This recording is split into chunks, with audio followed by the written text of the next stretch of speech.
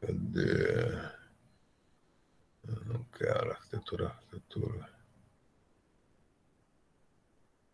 Cadê, ué? Será que saiu? Ah, não.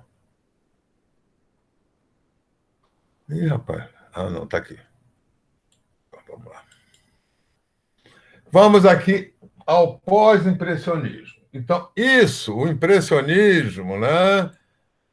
O impressionismo ele começa mais ou menos lá por 1870. A primeira exposição impressionista é 1870 e pouco. Isso já vai ser depois, 1880, década seguinte, vão aparecer os pós-impressionistas, já uma outra geração de artistas, né? Mas muito próximos, né? O Cézanne, por exemplo, é um impressionista que participou desde a primeira exposição impressionista, mas como ele é um pouco diferente dos outros impressionistas e foi contemporâneo de Van Gogh, que é um pós-impressionista, de Gauguin, e ficou conhecido e famoso também já no começo do século XX, quando já estava velhinho. Ele também é considerado pós-impressionista. O pós-impressionismo é, digamos, depois desse impacto que provocou o impressionismo, que foi uma revolução na cor. Os artistas passaram a prestar atenção no realismo da paisagem, do que acontecia fora. Não é? Isso pelos passeios que surgiram, a nova forma de viver, com a nova forma de lazer, os passeios no bosque, o piquenique, né? Os bailes, as festas, como a iluminação noturna, né? Com os cabarés, com as operetas, o restaurante e a vida ao ar livre. Né? E o realismo, que era uma coisa que vinha da academia, que estava na moda, né? Com essa possibilidade de observar fora e de pintar fora com as cores, com as tintas industriais, o cavalete portátil. Né? Então, vai ter uma revolução que é baseada no entendimento de que a cor, né? Ela revela na paisagem o tempo, nas coisas, a cor está associada ao tempo. O impressionismo e o pós-impressionismo vai trazer uma coisa importantíssima, né? Que é essa questão do tempo, que começa, vamos dizer, isso tem um ponto importante na fotografia.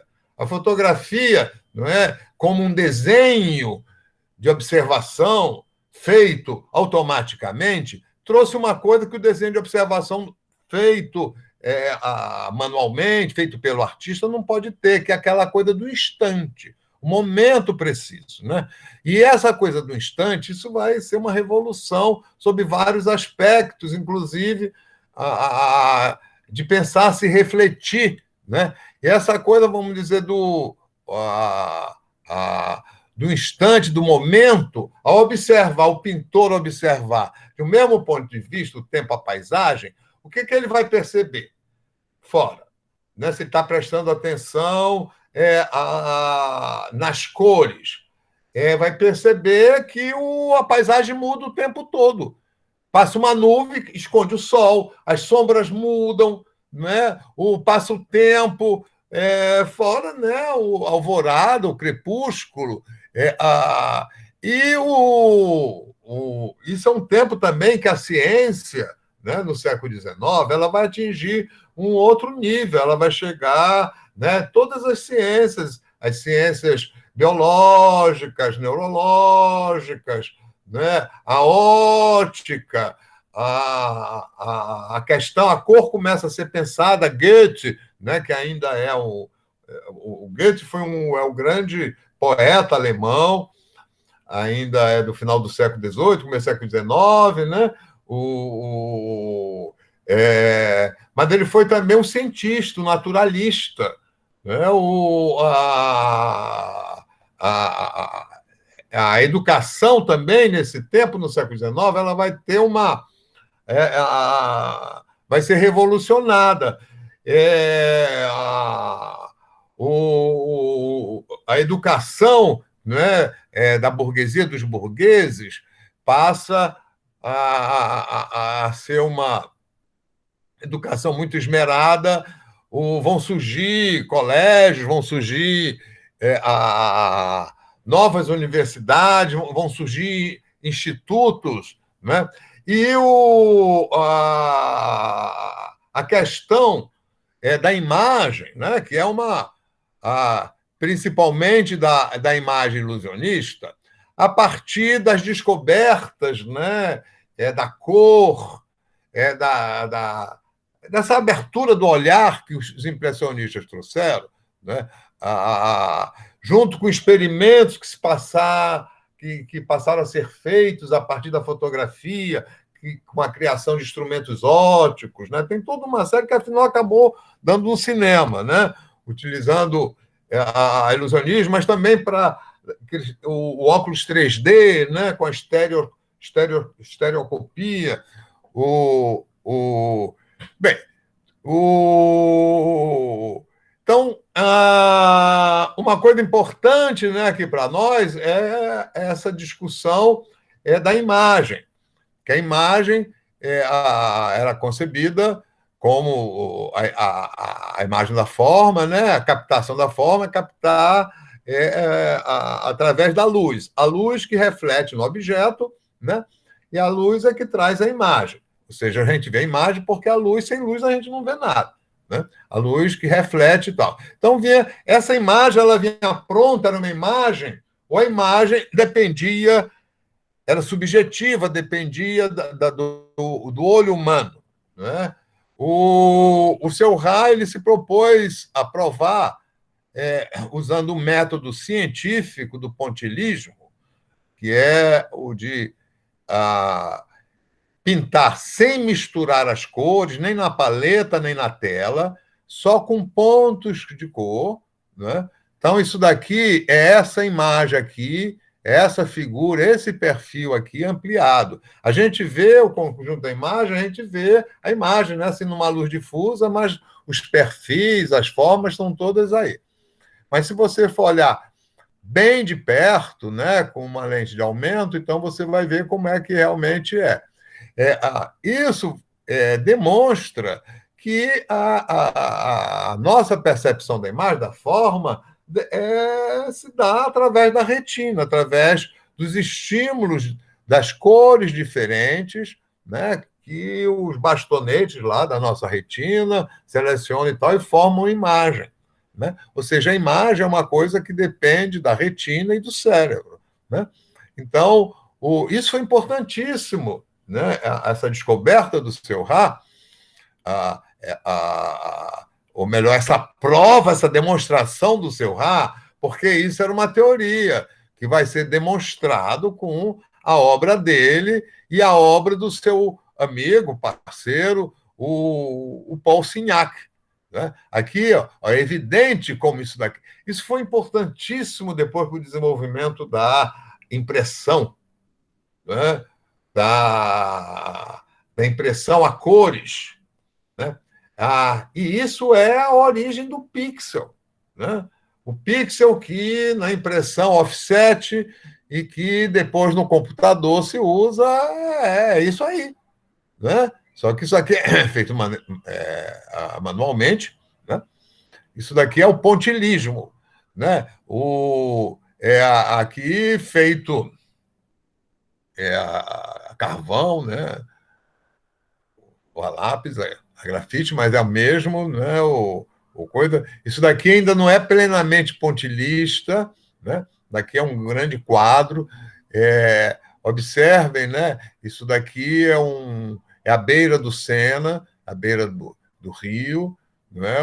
Mas é um quadro bem construído, é tudo muito parado, né? Aqui lá atrás estão as chaminés, né? A reprodução não é tão boa, né? Mas isso daqui é toda, vamos dizer, um fim de semana no verão, né? É à beira do rio, pessoas, digamos, dos bairros mais próximos lá das fábricas, né? Aqui o espetáculo de circo, né? Esse espetáculo noturno, aqui a participação da mulher, né? Já é essa nova realidade urbana de Paris, né? Com iluminação, olha aqui a luz, né? E essa técnica que provou, né? Demonstrou. Isso daqui é o quadro mais famoso dele, La Jate, é um parque, né? É nessa época já tem a crítica, né, nos jornais, e não foi boa a crítica, ele não foi bem aceito, acharam um pouco natural, né? Mas é um quadro importantíssimo, ele levou muitos estudos, né? Ele fazia os estudos ao ar livre, mas a pintura aí já do pós-impressionismo já não é necessariamente ao ar livre, né? No interior, porque é uma questão de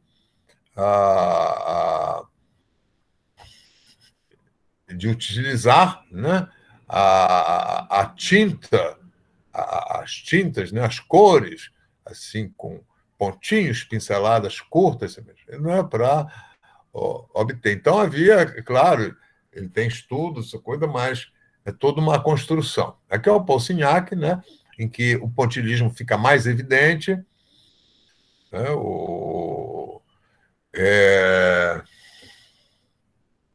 aqui na paisagem, né, aqui uma outra paisagem, né, isso daqui é Veneza, aqui e com o pós-impressionismo, né, a pesquisa com a cor, né, novos significados subjetivos da cor, né? Então aqui vão surgir os artistas, né, do pós-impressionismo, eles vão continuar essa pesquisa da cor, vão aprofundar, né, a questão da cor, a revolução da cor começada pelos impressionistas, né? Então, aqui, por exemplo, né, o mar ainda e o céu ainda conservam, mas daqui a costa, essa coisa amarela, né, já é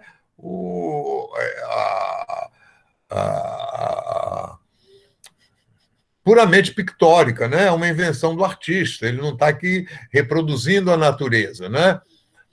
Aí já tem a questão, vamos dizer, de combinação, né? De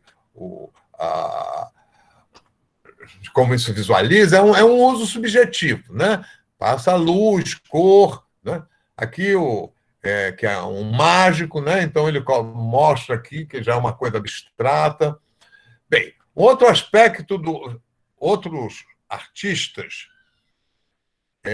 pós-impressionistas são os simbolistas. Aqui o simbolista mais importante é o Paul Gauguin, que introduziu uma coisa que vai ser muito importante depois na arte moderna, que é a questão do primitivismo.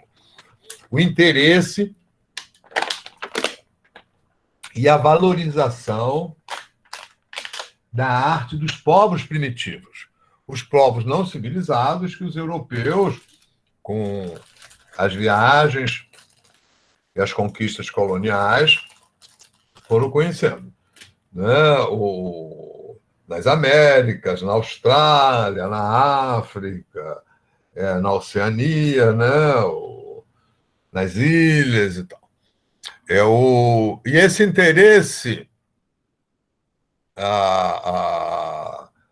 ele surge na Europa, por um lado, estimulado pelo que os viajantes traziam, que deram origem assim, a uns museus que eram de curiosidade, depois viraram museus naturais, museus antropológicos, né?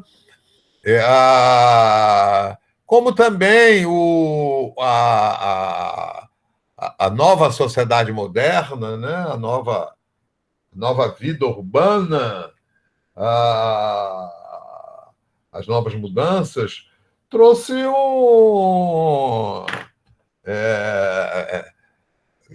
também grandes problemas, né? Grandes desafios sociais, políticos, o, é, e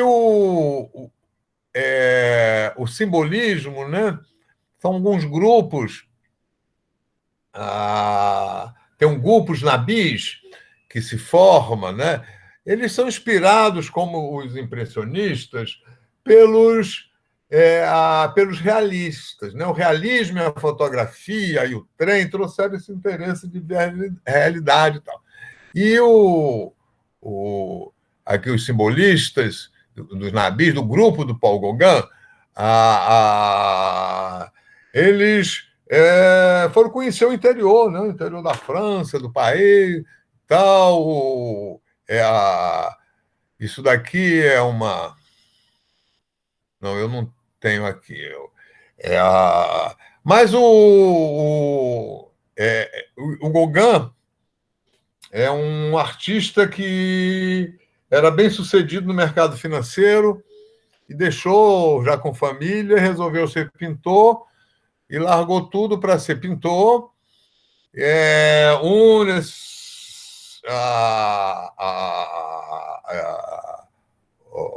a esse grupo, depois outros ele conhece, ele vai ser grande amigo de Van Gogh, né? Aliás, isso daqui, por exemplo, é uma pintura do Gauguin, que lembra muito a do Van Gogh, porque o Van Gogh tem um retrato também dessa mulher, também tem um retrato nesse mesmo ambiente, né? E a história do Van Gogh se cruza com a do Gauguin, que depois, numa certa altura, o Gauguin vai encontrar com o Van Gogh lá em uma cidadezinha do interior da França, do sul da França, onde o Van Gogh estava morando, vivendo. Eles pretendiam criar lá um grupo, um movimento de pintura, mas se desentenderam e o Van Gogh corta sua orelha e começa o processo dele, vamos dizer, de loucura. O Gauguin vai embora e o Gauguin seguiu um caminho, né? Muito especial, porque ele abandona a família e ele parte para as ilhas das colônias francesas distantes, né? As ilhas do Tahiti, lá no Pacífico, né? E ele vai dar um novo uso, né? Digamos, subjetivo à cor, como aqui, que é antes da viagem dele, que vai ser uma das tendências, que é o uso, digamos, da cor. A cor aqui tem toda uma liberdade, né? Cores fortes, contrastantes. Isso daqui é um autorretrato dele, e o título, o quadro, é o Jardim das Oliveiras. Ou seja, o tema é Jesus rezando na véspera da condenação, né? Que ele vai ser preso, o Jardim das Oliveiras. E aí ele faz isso, né? Quer dizer, é toda uma interpretação, ele vai utilizar o título, o tema, para fazer um autorretrato, né? Algo puramente subjetivo, a cor do cabelo dele, né? Ele devia ser um pouco ruivo, não sei, mas aqui não parece, né? Ou é um pouco, mas aqui, vamos dizer, tem uma função mais do que, vamos dizer, ser um cabelo ruivo, tem mais a função de chamar toda a atenção, né? Então, com a vivência que ele vai ter, né? Ele vai viver lá nessas ilhas, ele volta à Europa, depois acaba morrendo por lá, morreu muito pobre, né? Mas ele vai utilizar a cor já com uma liberdade, né? Uma liberdade e dando uma função que, através da cor, né? ele da expressão, né? Ele simboliza digamos, o sentimento da dignidade, né? Das figuras. É uma outra cultura, né? Então você veja aqui é uma mulher, não é uma europeia, é uma mulher, não é, com um macaquinho do lado, ela sentada com a maior tranquilidade, né? As cores, vamos dizer, dão uma força, não é? Esse azul, como ela está sentada, como a mesma coisa aqui, o vermelho, né? Aqui, então, é mais evidente, né? Você tem a, a liberdade na forma. Agora, essa liberdade não é qualquer. Por exemplo, aqui é claro que é uma mulher desse povo primitivo, né? Lá desses povos ainda tribais, né? Vivendo lá nessas ilhas, com toda uma cultura completamente diferente da europeia, inclusive com relação ao corpo, né? E que ela está aqui mostrada, parece uma figura egípcia, né? Parece tem toda, vamos dizer, uma nobreza, uma grandeza, né? O uso das cores mostra a paisagem com profundidade, né? Mas já todo um uso, né? Você vê aqui essas montanhas, que a gente só vê o céu entre elas, aqui tem um vale, né? Essas enormes palmeiras amarelas, né? Claro que não é assim, isso daqui está simbolizando, mas passa, não é? E o simbolismo visual, né, ele vai além daquilo que a gente pode expressar em palavras, não é?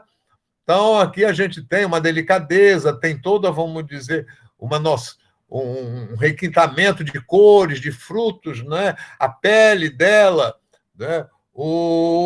Então, não é mais a cor local, né? Né? Mas daquela cor para imitar a natureza, né? Não é como do pós-impressionismo para captar a luz, embora tenha observação, vamos dizer, tenha essa percepção para a luz, né? Tem muita luminosidade, mas é um uso da cor que transmite todo um conteúdo simbólico, né? Aqui, vamos dizer, simboliza toda uma cultura, não é? Como as pessoas moram sem cadeira, não é? Deitada no chão, coisa mais com toda a dignidade, a elegância, né? Já aqui com uma mistura com a coisa europeia, né? Ou aqui o autorretrato dele, né? O fundo, que é como se fosse um papel de parede, né? Uma parede, mas aqui é né? Por exemplo, um dos últimos quadros dele, né? E você tem uma praia cor-de-rosa, né? Mas parece tão natural, né? E no conjunto, não é? Então, isso simboliza toda, digamos, uma vida simples, mas com significado, integrada com a natureza, né? Isso daqui. E é uma coisa muito importante, né? Que é a valorização de outros povos, dos povos chamados primitivos, né? Isso é o começo, no século XIX, né? Que começa a etnografia, a etnologia, que é o estudo dos povos, depois da antropologia dos povos primitivos, o conhecimento, né? E aqui é uma das obras principais dele, ou seja, uma das principais dele, que aqui fica bem evidente esse caráter do simbolismo, né? Que não é apenas passar uma experiência pessoal, mas também, digamos, É mais do que uma experiência pessoal, é o conhecimento de uma outra cultura, de uma outra realidade, de outros valores, né? E como, através da pintura, simbolizar isso. Né? Por exemplo, né? Essa liberdade, essa vontade de estar com a natureza, né? A forma de sentar. E aqui esse é um grande painel que tem um título,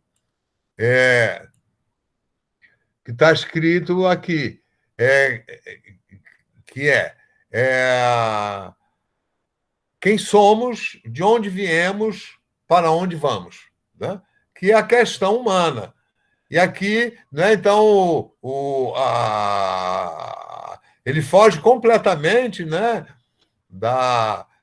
tanto na forma como no uso da cor, ele sai completamente é, a, do quadro acadêmico, né, do quadro que tem ah, o, utilizando recursos que lembram coisas antigas, tal, né? Ele cria aqui uma narrativa, né? Uma representação que abre assim para um pensamento filosófico sobre a vida, né? Nascimento, a vida e tal. Né? Aqui um outro pintor simbolista do grupo também do Pierre do Gauguin, que é o Bonnard, não é? Em que o simbolismo, né, aquele simboliza isso, digamos, essa vivência desse choque de culturas, é se descobrir uma outra cultura, né? Uma cultura anterior, diferente, outro estágio. Aqui é o estado psicológico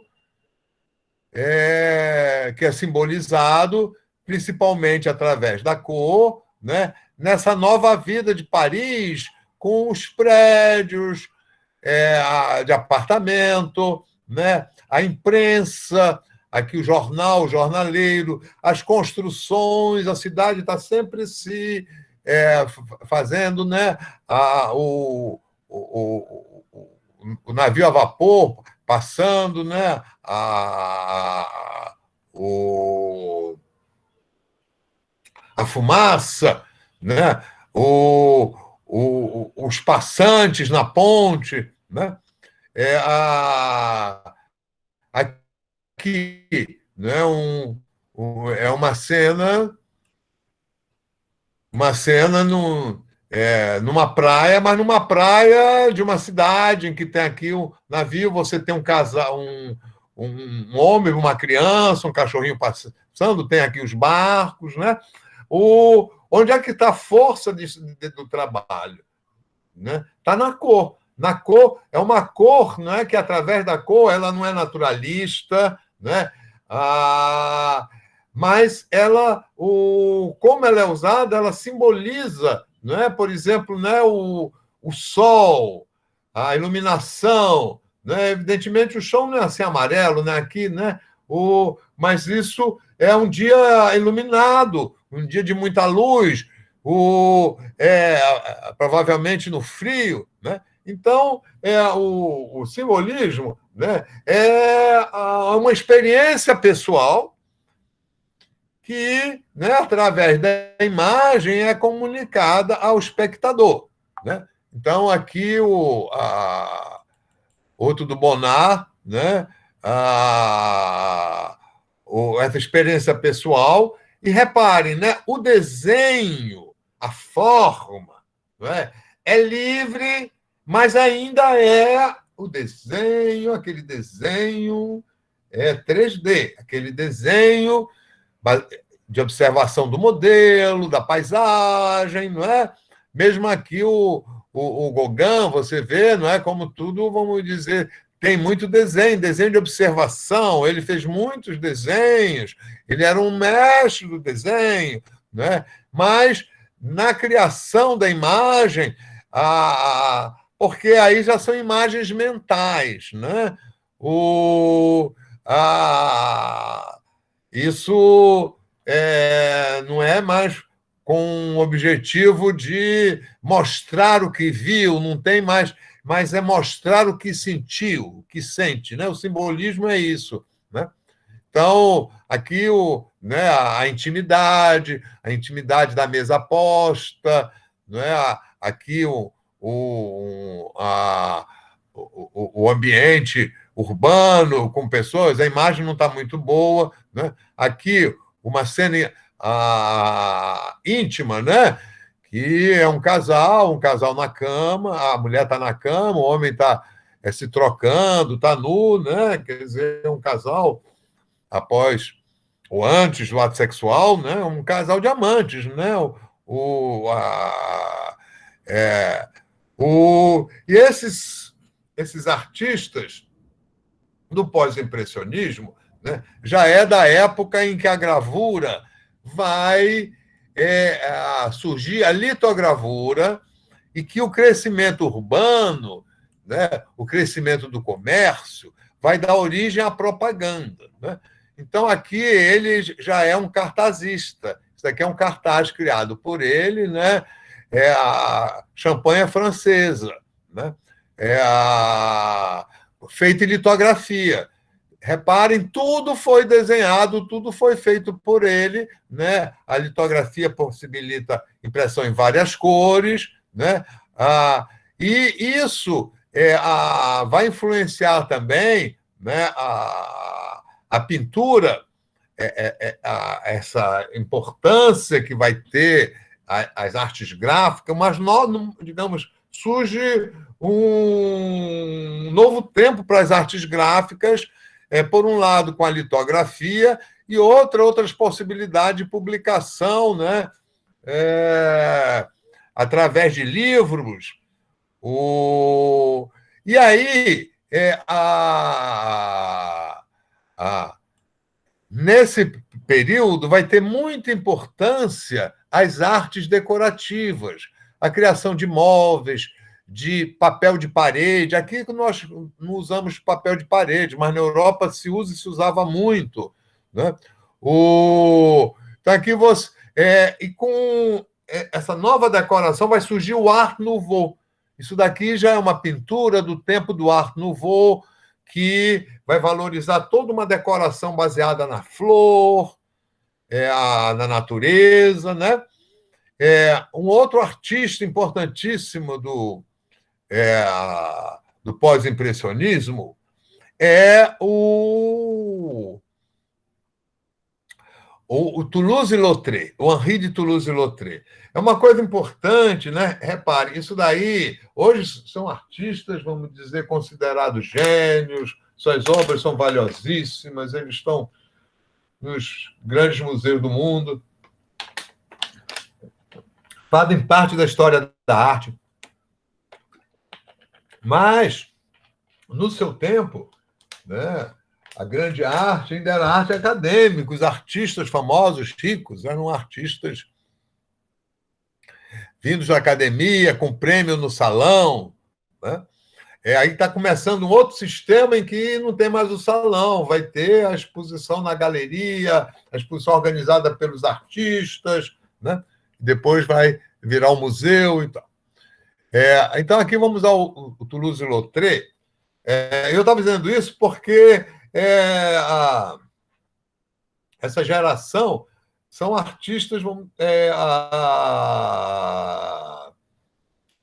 rebeldes, artistas, digamos, problemáticos, artistas que transgridem, né, a ordem vigente e que encontram muita dificuldade por razões diferentes, né? Tem uma vida muito especial, né? E aqui temos dois com uma vida muito especial, que deram origem ao que viria a ser, no século XX, o expressionismo. Né?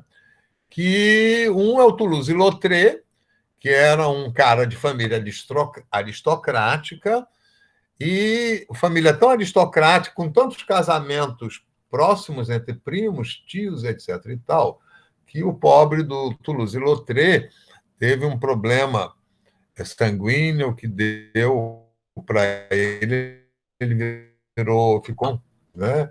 esses problemas de casamentos muito fortes, eles levam daí à proibição do incesto, né? Que é o...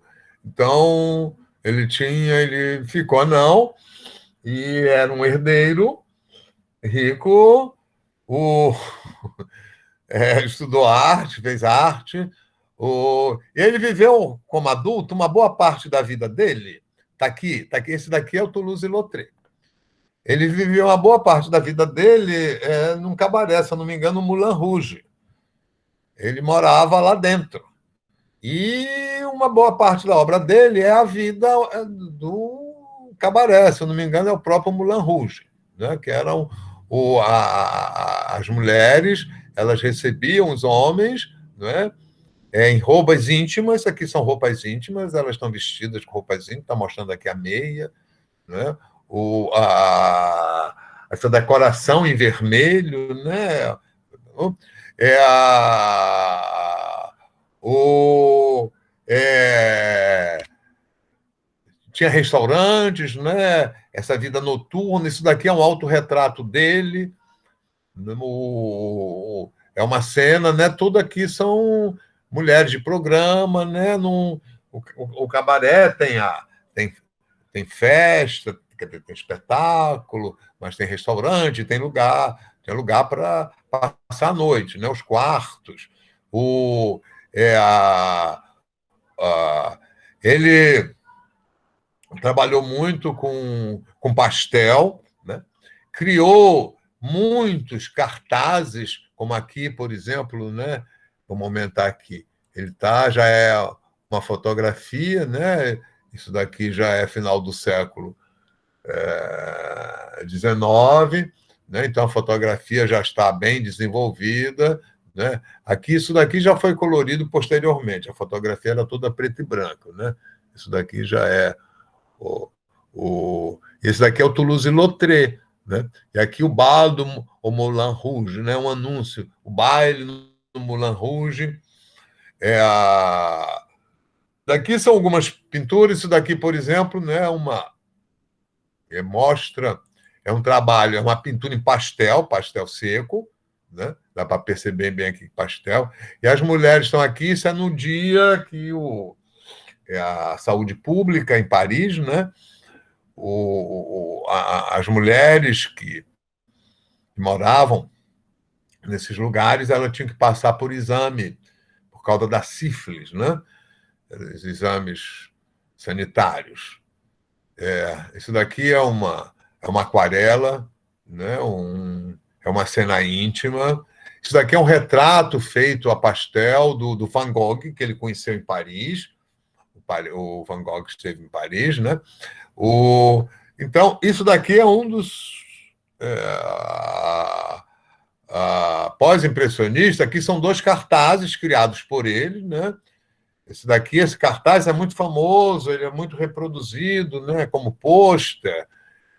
Vários deles, né? Assim, se usa muito, é vendido até hoje, né? Como pôster para decoração. E né, a pintura, não tem mais nada de academia, não tem mais nada de neoclassicismo, não tem mais nada de romantismo, né? Vamos dizer, é um realismo cheio de subjetividade, né? Aqui, vamos dizer, ele está pintando o cotidiano dele com uma liberdade, um domínio, né? Mas não é a cor local, né? Por exemplo, veja aqui o azul, essa sombra azul que ele projeta, né? A partir do impressionismo, com o pós-impressionismo, né? O uso da cor, o artista, o desenho, vocês veem, todos eles dominam o desenho 3D, mas o uso da cor, né? Então, como ele usa aqui o vermelho, né? Como ele usa as cores. E aqui o Van Gogh, né? Que é um campeão de público, dos pós-impressionistas, talvez o mais popular de todos. E que realmente o Van Gogh ele vai, vamos dizer, vai liberar a cor, né? Daí essa coisa de expressionismo. É, ele vai passar e é uma cor tão poderosa, né? A cor do Van Gogh, já é a cor da luz elétrica. Repare aqui já é a luz elétrica, já é o final do século XIX, então já aparece a luz elétrica, né? Então, a luz elétrica, as cores fortíssimas, né? Aqui, né, a iluminação elétrica, e o Van Gogh, né, vai aquela pincelada solta, ele vai dar uma força expressiva com camadas, né, é, a, e realmente extraordinário, assim, é uma nova cor, uma nova percepção da cor, né, que não existia antes. Você, na sociedade, né? Inclusive é por isso que na época era difícil as pessoas compreenderem, entenderem, né? Aceitarem. Hoje nós todos adoramos, maravilha, mas na época isso era chocante, ainda mais o Van Gogh foi lá morar numa cidadezinha do interior, lá no consideravam ele maluco mesmo, né? O, aqui é o quarto dele, né?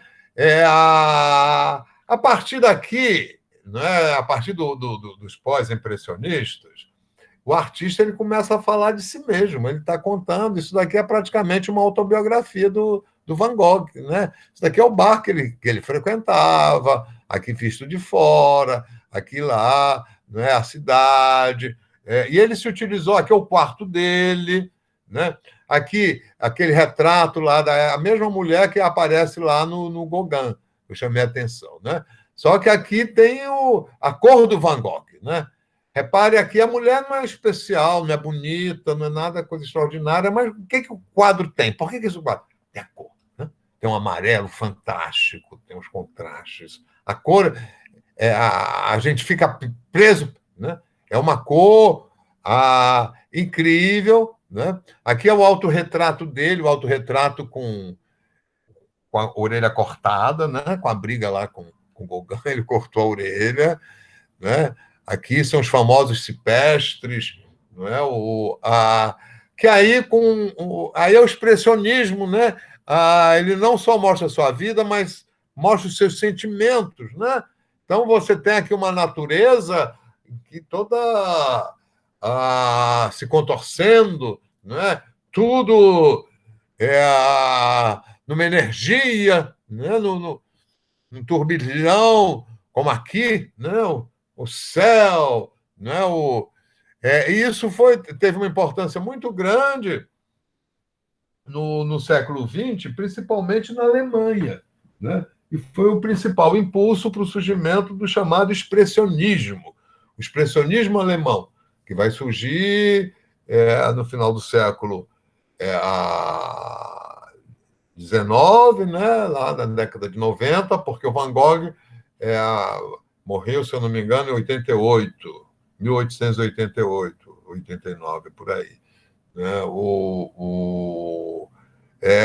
E logo depois da morte dele, ele ficou famoso.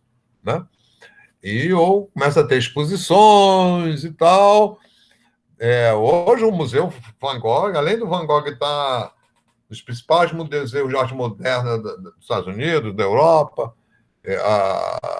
tem o Museu Van Gogh dele em Amsterdã, que tem fila sempre enorme, pelo menos no verão. Né? E né? Repare, o desenho é o desenho clássico ainda, é o mesmo desenho, com maior liberdade, não é? Mas é o mesmo desenho 3D que todos dominam, não é? Mas que aí o uso da cor, né? Como cada um usa a cor, já é uma coisa subjetiva, ou para captar um instante, um momento, né, a impressão, ou para simbolizar, né, a cor não é mais a cor local, né? Já é uma cor subjetiva que vai chegar no século XX, né? A uma concepção de cor, um conceito de cor, que é a cor autônoma. Você vai pesquisar cor pela cor. Bem, aqui o último que eu vou apresentar aqui, né, é o Pablo Picasso. Todo mundo conhece aí Picasso, não é? Hein? Sim. Sim. Não dá para não conhecer Picasso, né? O Picasso é para o desenho, é o que criou o desenho 4D, que criou praticamente como a escultura. É vamos dizer, desses fenômenos da vida cultural, né? Como foi Mozart na música, é Picasso na pintura, e a revolução que ele fez na arte só tem comparação lá com os grandes renascentistas, assim como Da Vinci e tal, né? Uma coisa extraordinária. E aqui Picasso jovem, vai para Paris, né? E os primeiros sucessos dele, né, é fora de salão, ele nunca apresentou em salão, já não é o final do século XIX, o comecinho do século XX, né? Então, a Van Gogh já é conhecido, né? Está aqui a influência do Van Gogh, dá para ver, né? Como ele utiliza a cor, é só, né, as pinceladas, o contraste, como ele também vai ter influência de Toulouse-Lautrec, de outros artistas, e se formando um novo sistema de arte em que o marchand, né, o mercador de arte, o comerciante de arte, o marchand de tableau, né, vai começar a virar galerista. Né? O público já aumentou, tem um novo público, e o Picasso, com a chamada fase azul e depois a fase rosa, né, ele tem um grande sucesso com o marchand de tableau, que é o Vollard. E já com isso daqui ele ficou famoso e dentro do espírito pós-impressionista, que é uma pesquisa com a cor. A fase azul, é toda uma fase de pintura em que predomina o azul. Né? Então, reparem aqui, com isso ele vai criar umas imagens, a liberdade no desenho, né? Por exemplo, isso daqui já contraria um pouco a anatomia, né? Mas o domínio dele, do volume e tal, isso é porque qual é o interesse aqui? O interesse é passar, né, a visão sofrida de um homem aqui que é cego. Né? Aqui o toque, né? Tem uma coisa de simbolismo, as coisas estão... e tem uma profunda de tristeza, né? Mas, ao mesmo tempo, uma grande dignidade. Então, aqui o casal, né? A dupla, né? Um mendigo com um filho, né? O velho e o novo, passando fome, né?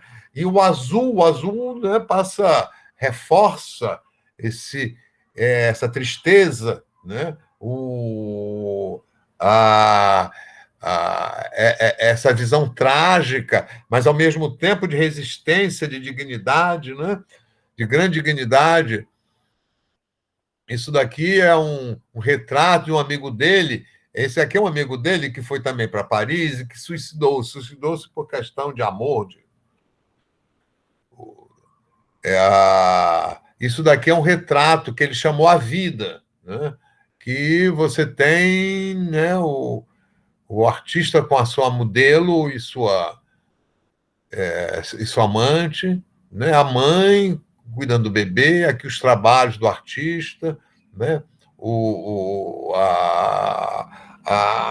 E essa cor azul, né? Esse azul né? Mostrava uma tristeza, né? Um drama, a pobreza, né? A situação, né? Aqui o frio, né? O abandono, e, ao mesmo tempo, a resistência, né?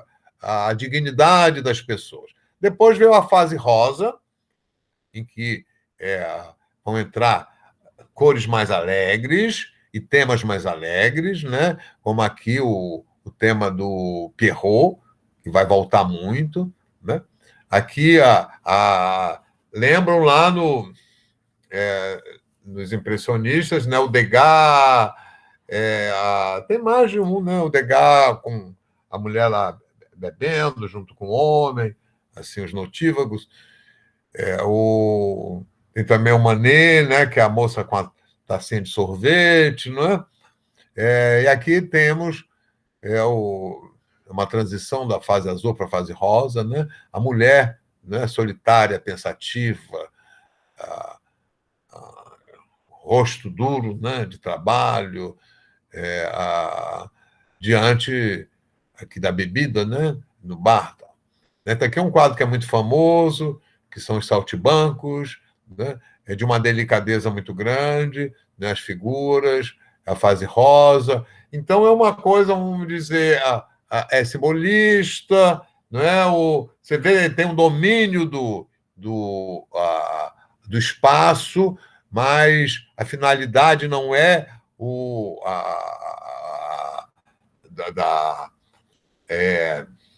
não é o realismo, não é? Na verdade, vamos dizer, é todo um simbolismo que se manifesta principalmente através da cor, né? É das cores, o ambiente né, é deixado vago, é uma paisagem, né? Mas as figuras, o conjunto das figuras, né? o, isso daqui, né, é um retrato de um menino.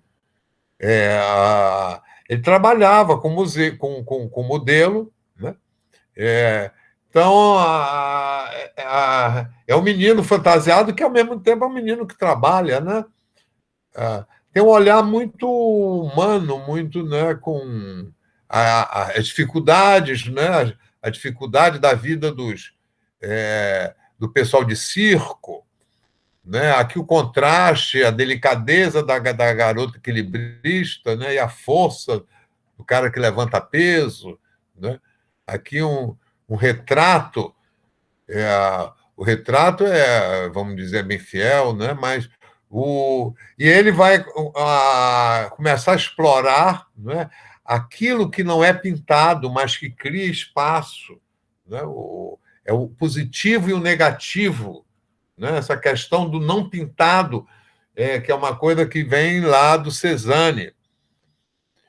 O Cézanne também tem. Isso daqui é um quadro grande. Eu já tive a oportunidade de, numa visita a Paris, ver esse quadro diretamente.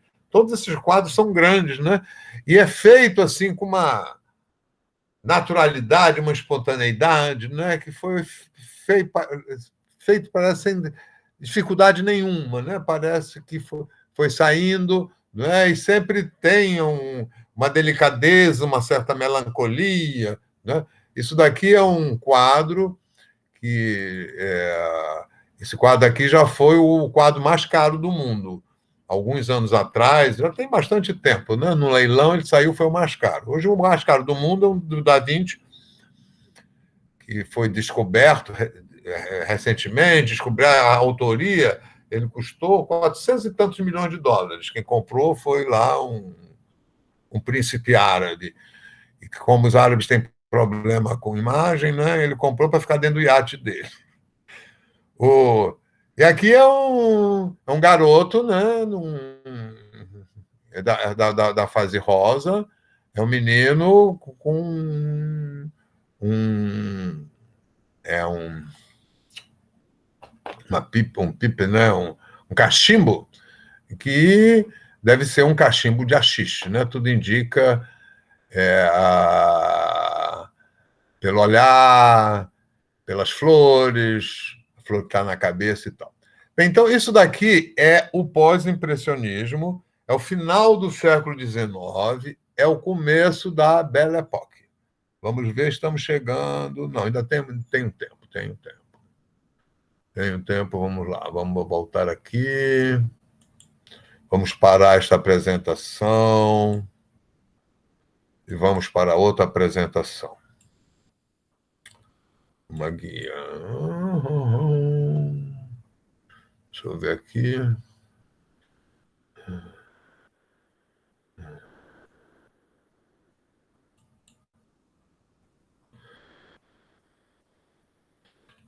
Isso, né, é o final do século XIX, comecinho do século XX. Então, vamos aqui... no século XIX, o que dominava era a arquitetura a neoclássica ou a arquitetura romântica. Né? Então, aqui vai surgir, com a Reforma de Paris, vai surgir uma nova arquitetura chamada Art Nouveau, né? Assim como em francês, que teve vários nomes. E no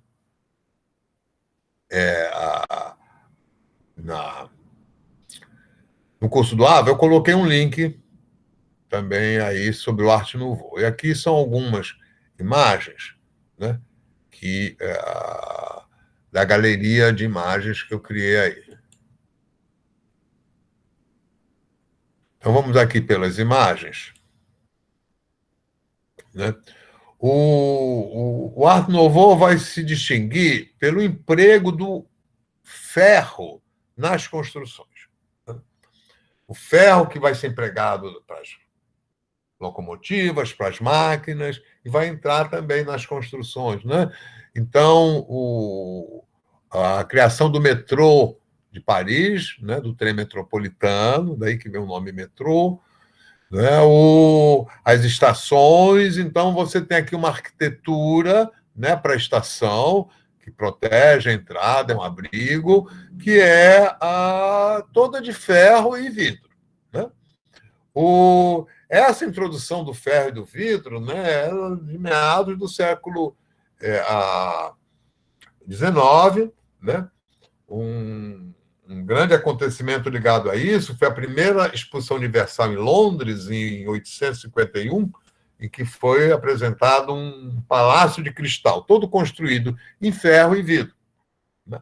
Transparente, foi um sucesso. Outros palácios de vidro, isso daí deu origem às estufas, muito importante para os museus, para os jardins botânicos, para o desenvolvimento da botânica, da floricultura, etc. Né? E isso vai criar novas possibilidades para a arquitetura. Né? E uma das coisas que isso vai gerar também é porque o arquiteto e o engenheiro era mais ou menos a mesma coisa, mas aí vai começar a separar e uma certa briga, uma disputa, né? O arquiteto e o engenheiro. Um dos símbolos desse novo tempo, né, vai ser a construção da Torre Eiffel para a Feira de Paris. Isso daqui é um cartão postal, uma fotografia, vamos dizer, da época, deve ser começo do século XX, ainda, o final do século XIX, né? É um postal colorido à mão, né? Aqui são os pavilhões. Então, isso daqui aqui é a Torre Eiffel em construção, né? É um dos marcos, um dos símbolos, né, do Art Nouveau. O Art Nouveau vai ser a arquitetura, porque não é só uma arquitetura. Né? Não tem, digamos, alguns arquitetos, como aqui o mais famoso, que vai ser o Gaudí, na Espanha, né, vão realmente criar, né, e utilizando novos materiais, porque junto com o ferro foi desenvolvido o cimento armado, né? que é uma estrutura que usa ferro e o cimento, então outras possibilidades, não é apenas o tijolo, a pedra, né? Isso, então, vai possibilitar aos arquitetos a inventarem, né, novas possibilidades de janelas, de elementos decorativos, né?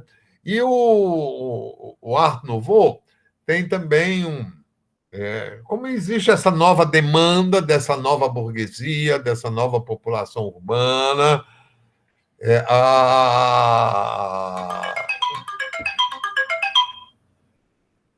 há, há um grande desenvolvimento na produção de móveis, a inovação, e surge a questão, né, da da utilização das máquinas, da produção industrial, né? Porque, no princípio, né, os objetos de valor, né, digamos, utilitários de valor, eram aqueles artesanais. Os móveis feitos artesanais, as xícaras, os utensílios, né? Surge uma produção industrial muito simples, né? O tecido industrial era a chita, o prato grosseiro, o muito simples, a coisa, e ao mesmo tempo, mas as potencialidades da produção industrial, os problemas sociais que surgiram, né, vai criar essa discussão do emprego da indústria, vamos dizer, da estética, porque o que a gente consome não depende somente, vamos dizer, do valor utilitário, depende muito da estética, do gosto, de você gostar, né? E o gosto no século XIX, como era antigamente, a valorização, que é essa coisa do artesanal, é o cheio de enfeites, é o cheio de coisas, não é?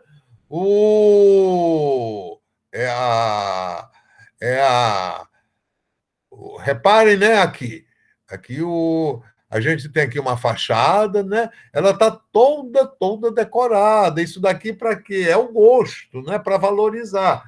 É um, é um trabalho artesanal, né?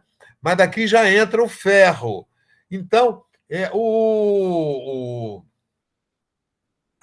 Art Nouveau, ele, ao mesmo tempo, vai significar uma grande produção de artigos de luxo, né? Um artesanato de alto luxo, empregando novos materiais como ferro, né? Pesquisando e possibilitando a criação, né, de novas fachadas, novos tipos de janelas, balcões, escadas, né? Uma coisa interessante isso daqui é em Manaus, no Porto de Manaus. O Porto de Manaus foi construído pelos ingleses, é um porto flutuante, né? Isso por causa da importância da borracha.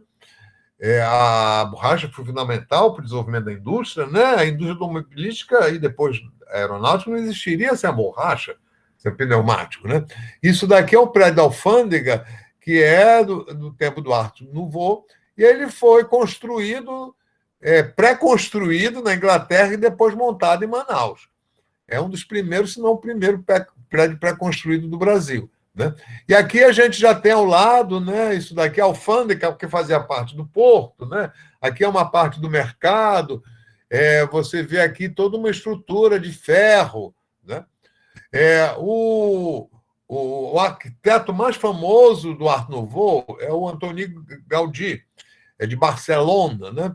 Isso daqui ele criou uma catedral, isso lá em Barcelona. A catedral ainda não está pronta, ela só vai ficar pronta, parece que 2020, não sei quanto, ou mais para frente.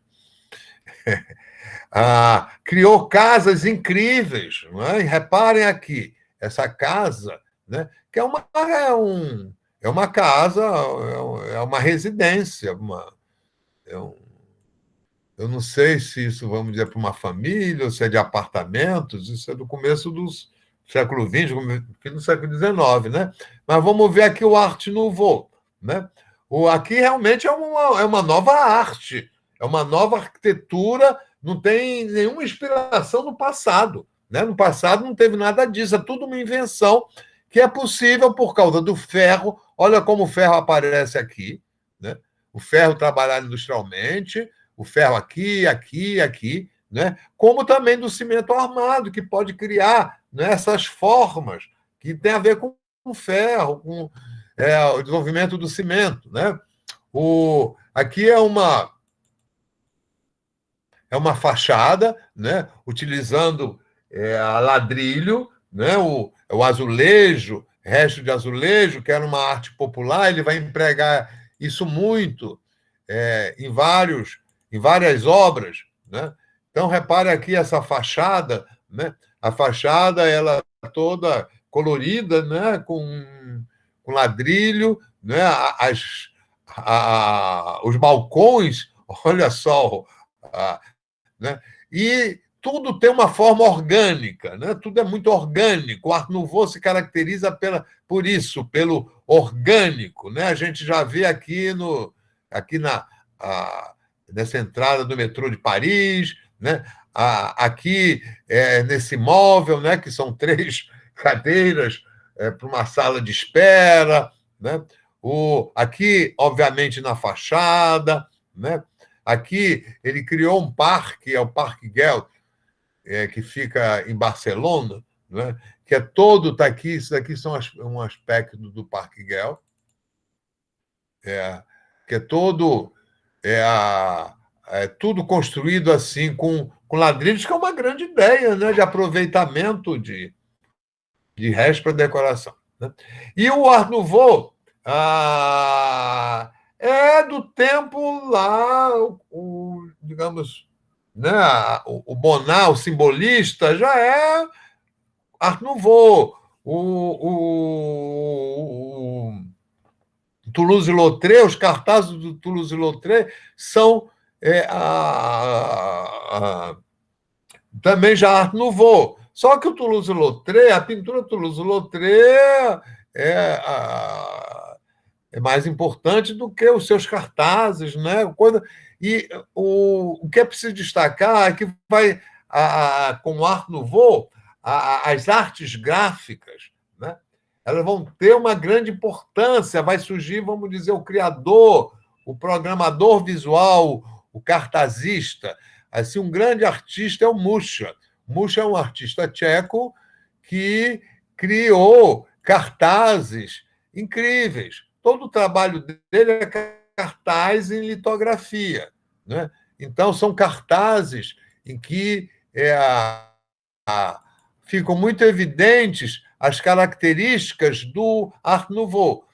Então, vai valorizar a mulher é uma mulher ideal, isso é uma coisa de romantismo, né? Muitos motivos florais, né? Todo os cabelos, né? Os cabelos longos, que aí viram assim, parecem umas plantas. É todo um ideal de beleza que entra muito orgânico, né? E isso digamos, a mulher moderna da Belle Époque, né? A mulher rica, moderna da Belle Époque, né? Assim, a roupa ousadíssima, né? Já bem simplificada, né? E a característica do Art Nouveau, né? O ornamento com flores, muito rebuscado, né? Nesse tempo da Belle Époque, né, Paris vai começar a ter concorrência de outras capitais, como Viena, Berlim. Né? Então, de Viena tem um pintor fantástico, que hoje é muito popular, que é o Gustav Klimt, né? que vai criar uma pintura, é o grande pintor do Art Nouveau. São pinturas, né, em que ele combina o naturalismo, o realismo dos retratos, das figuras, né, com uma criação abstrata, né, que entra flores, entra elementos abstratos, elementos orgânicos, não é? Que é muito muito rico, né? É original. Recentemente foi feito, acho que em Paris, uma instalação, né, com a projeção dessas tamanho gigantesco, né? A projeção em vídeo dessas imagens. Então, você andando assim no meio dessas imagens incríveis, em que mistura abstração com realidade, né? E aqui bem as características, né? Essa coisa orgânica, essas curvas, né? Essas coisas que lembram vegetal, ao Klimt, né? Aqui é um retrato, né?